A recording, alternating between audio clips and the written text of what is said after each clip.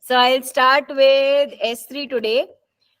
Yesterday we studied about two different types of storages that AWS provides. One is S3, one is EBS, EFS. We do understand where EBS is used. We do understand where EFS is used. Okay, where we need a network storage, we'll use EFS. Where we want to mount it at multiple locations, we'll use EFS. We use EFS generally for Kubernetes and Kubernetes volumes also. Sometimes we use EBS also for the same purposes. Okay, EBS is basically the backend of all the EC2 instances, your RDS and other things too. Okay, now let me quickly share my screen. Okay, so we have studied about EBS and EFS, but there is a third type of storage that AWS provides you, that is object storage. Almost all the cloud providers have one or the other object storage there with them. Okay, why? Because object storages are basically used wisely for multiple purposes. We'll come to that in a minute. Okay, now we do have one more type of storages, that is kind of a very least kind of cold storage that is there, that is Glacier. Okay, so you can keep your data in EBS, EFS and Glacier. Okay, now when I come to S3, one thing that we create here, okay, there we create volumes. Okay, like EBS volume, EFS volumes. Here we'll create a bucket. Your bucket, your S3 is basically a global resource. Okay, as in if you are creating an S3 bucket, it can be unique throughout the globe. Okay, it has to be unique throughout the globe. Okay, so it's a global resource. EBS and EFSs are regional, and they are specifically there in your account. Okay, S3 is a global resource. That doesn't mean whatever you will put there is going to be public. Okay, it still has a lot of restrictions. You can make it private. You can make it like you can control the entire part. Okay, here. Now, when I create a bucket, okay, first thing that that they'll ask me is to check the bucket name. So I'm gonna just create a simple bucket here. Okay, you can copy existing configurations from existing bucket, or you can create your own bucket. Right now, I don't want to copy anything. So if you want to add any ACLs to it, you can add. Okay, they themselves recommend disabling ACLs unless you want to control individually who would like to have like ownership. Like I would want right ownership and want to give some other ownerships to other people. So if you want to control ownership level of a particular account, particular user, that is when you'll use ACLs, but we generally keep it disabled. This is a very, very important part. Block all public accesses. So if you'll uncheck it, it will not have any public access. Okay, it will have full public access. So it will be a publicly available bucket, which means anything inside this bucket will be publicly accessible. Okay, but when I check it, it means that it is a private bucket, as in only a particular set of users will have access to this particular bucket. Okay, as in only those will be able to access this bucket, retrieve data from this bucket. Okay, versioning is if you want to enable or disable it. Versioning, enabling and disabling means that for every object you are enabling, whether you want to version it or not. Okay, do you get my point? As per. Okay, so for every object I'll decide whether I want to enable, whether I want to maintain the version of that or not. Okay, last thing is tagging, and then again encryption that we were studying a bit late, like in our previous ones also. You can have S3 like server side encryption. You can have server side encryption with KMS keys. You can have server side dual encryption, as in both the sides of encryption. Like dual encryption as in this one and this one, like dual layer of encryption if you want. Okay, this is chargeable, so this you'll have to, whenever you're selecting it, you'll have to make sure. Okay, now here it is asking us to have or enter a KMS key. You can choose a KMS key from the existing ones. I'm using the default one because we have not yet studied KMS keys, so we'll create KMS keys and others in a bit. Okay,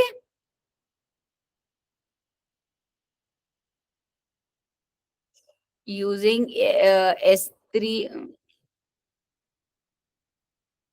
Okay, now stored object using write once read many model to help you prevent objects from being deleted or overridden. As in, if I enable it, I will not be able to override anything. So then if you do this, versioning doesn't make sense. Okay, enabling object lock. Okay, so write once and read many means prevent objects from being deleted or overridden for a fixed amount of time or indefinitely. Okay, as in, you can prevent the objects to be updated. Example, if there is an object that you have added here, you can prevent it from being deleted, from being overridden, from being like for a fixed amount of time or indefinitely also, like forever. I don't want anybody to delete anything in this bucket, like that. Okay, now I'm going to simply create a bucket. This is how a bucket looks like.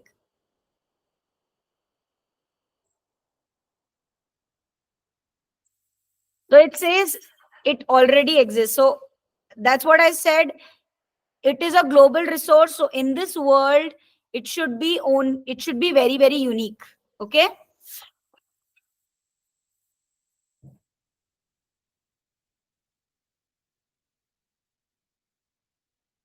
So this is our bucket that we have created. Let me simply, like I'm doing a very, very, very simple analysis of what it is showing right now. I'll simply go ahead and upload a file here. Okay, this is not like a normal storage that we have studied up till now. It's a bit different from that. Okay, so we keep different objects here.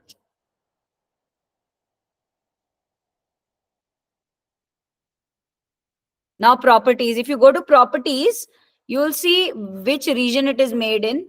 Okay, this is the ARN, that is how you will reference this particular bucket. How will AWS and you can identify this bucket. This is the creation time.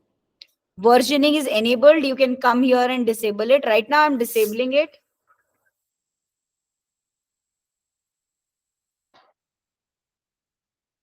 Okay, I have already enabled encryption and these are some specific configurations. We'll study that in a bit. Okay, like in some time.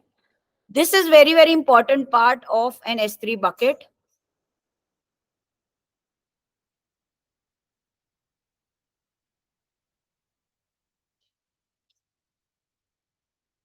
We have blocked all the public access, so it is a private bucket. Okay, now this is always a very, very important part of every bucket.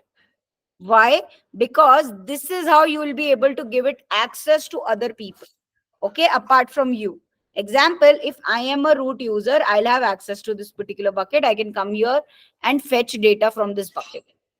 Okay, but if example you have a specific user, you have a specific account who you would like to give access to, but you want to give only specific access. I want you to give only read access, only write access, read write access, or something like that. You can make combinations of whatever accesses you would like to give.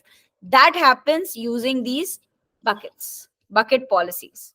Okay, ACLs we have anyways not enabled because we don't want to use it so much. Courses, basically if you would like to, this is basically for web applications. If they would like to access this, then, and if you make this particular S3 bucket as a, you can make this S3 bucket basically as a hosted website too. So all of these can be taken care via this course. Okay, and these are simple matrices. There's nothing much right now. Okay, here in the matrices, because we have just created this bucket. um, In this, you can give life cycle of every object, or object size, object should be moved to which storage, what should happen, why should happen, all of these, expiry of the current versions. As in, if you're maintaining versions, you don't want to maintain versions for lifetime. Okay, you want to maintain it for like 7 days, 10 days, 30 days, 50 days. Okay, and then maybe get deleted.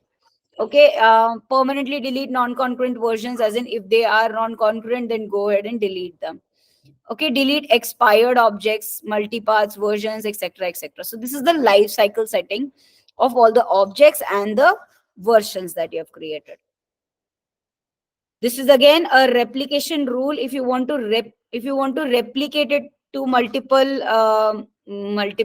regions and so on, that is when you'll be using this. Basically, most important thing that is used here is this bucket policy. So now if I want to access this, let me just for a few minutes make this bucket a bit public. Okay,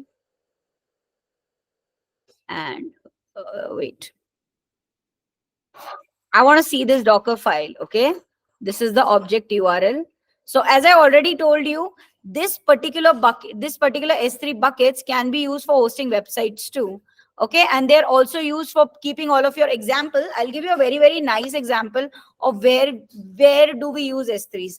Example, if I am I am running a course. Okay, you have done a course with me. What I'll do, I'll generate, once your course is complete, what do you need? Maybe a certificate. If you need a certificate, okay, example, if user has completed the course, generate a certificate. You generate a certificate and you put the certificate in this S3. This S3, like example, on your website, then you'll go ahead and click on download certificate. It will download it from this S3 storage buckets. Okay, because you don't want it to be in the main buckets here.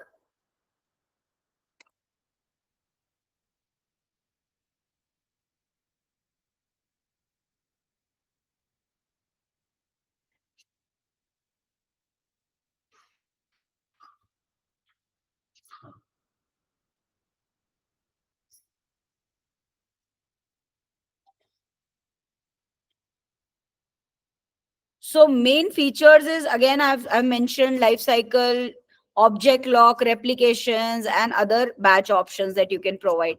But this is basically used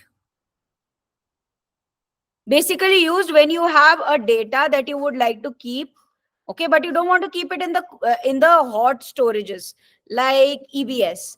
Okay, you would like to keep it in S3 that is expandable. There is no size limit to it. Plus, you can go ahead and update and retrieve the options pretty quick. Okay, just give me a minute, please.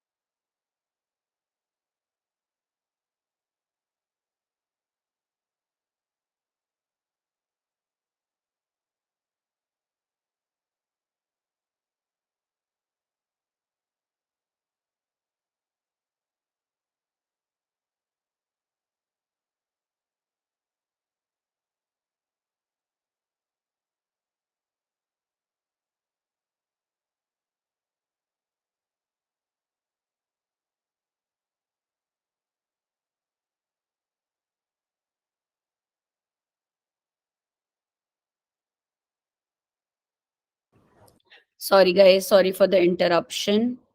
Okay.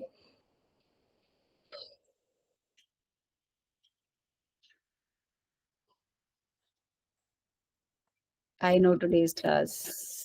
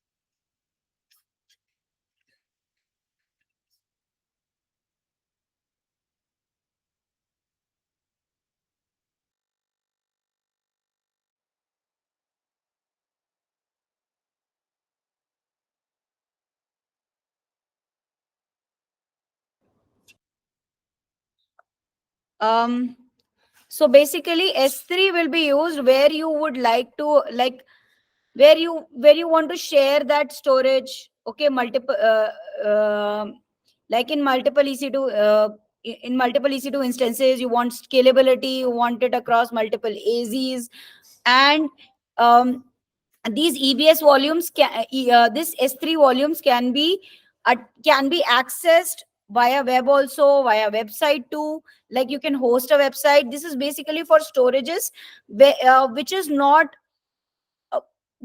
used very like, it is used frequently but not as frequently as EBS. Like you want your service to run on EBS, but you can keep your storages, your data, not your database data, but your simple data like files, your SSS, your CSS, your JS, and other things there. Okay. Let me quickly share this.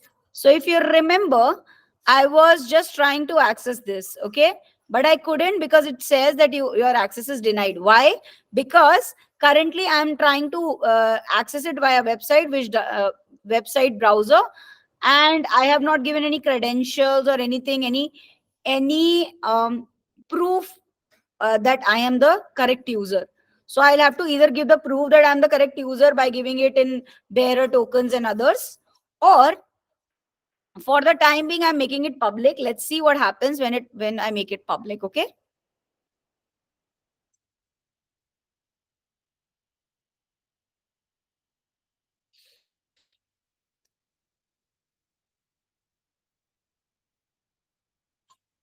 Okay. I have made it public right now. Let's just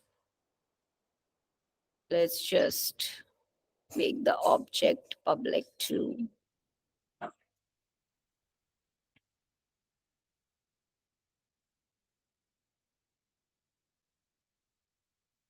Okay, I was able to download the file. Can you see that? But I should be able to see it here too. Okay. Wait, I think I missed some pointer here. Versions. No. Actions, make public using ACL. Okay, I have not enabled ACL here, so that's the reason it is giving me a hard time. Okay. But I've made this bucket public already, right?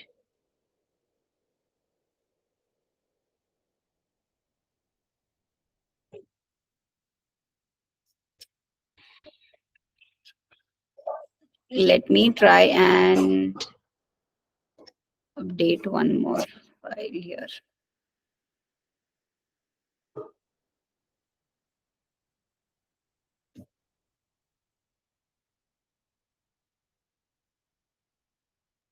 Just a simple SH file I've uploaded. I can grant it permissions. The bucket has.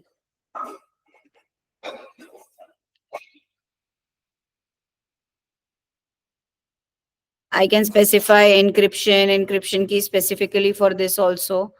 Okay, I can attach which storage class. I'm currently, generally everybody would want to keep it in the standard one only. Okay, until and unless it is a glacier one, like it is a very cold storage, like I want to keep all of my logs there or something there. So this is basically object storage wherein you can just dump everything. Okay, people do that a lot.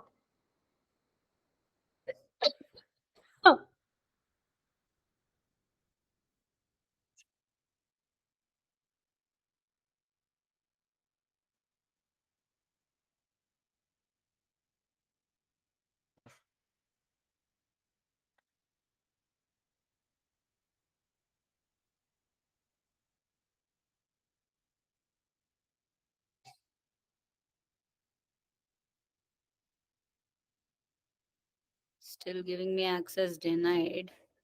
Although generally we avoid giving these kind of accesses like this until,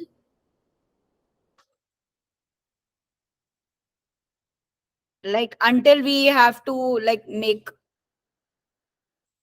public. I've made it public, now it will be available.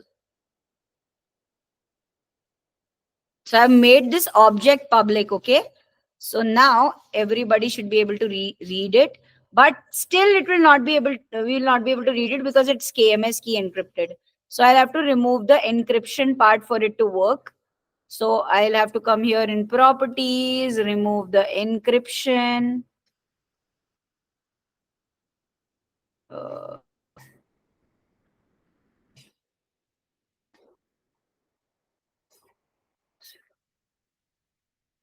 but still, I think the object will still be encrypted. So if I remove edit server side encryption, save settings.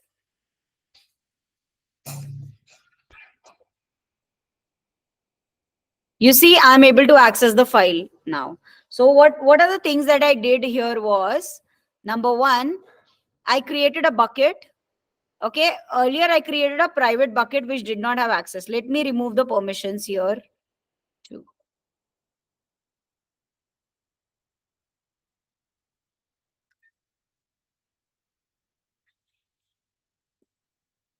Now I won't be able to access this. Okay, I created a bucket. I created a private bucket. I uploaded an object. I added encryption to it. Then I tried to make my bucket publicly available. I added another object, made it public, and then tested it out. I was able to access it here too. Okay, so which means that generally what we'll do here is, in this case, we'll put everything here via code. We'll access these S3, this S3 bucket. Okay, grab grab the file. You can also make URLs. Yeah, if you see, there was specifically a URL available for this particular object. So you can directly, like, in some of the companies they'll directly point it to this one, which is not a very good idea because it has your S3 bucket location and all everything. So what we'll do is, via our code, via our main URL, we'll try to access this object URL and then download some files. Example I've given you. Maybe you can keep your what do you say, your report cards here. Okay, you can create, you can keep your provisional certificates here, etc, etc.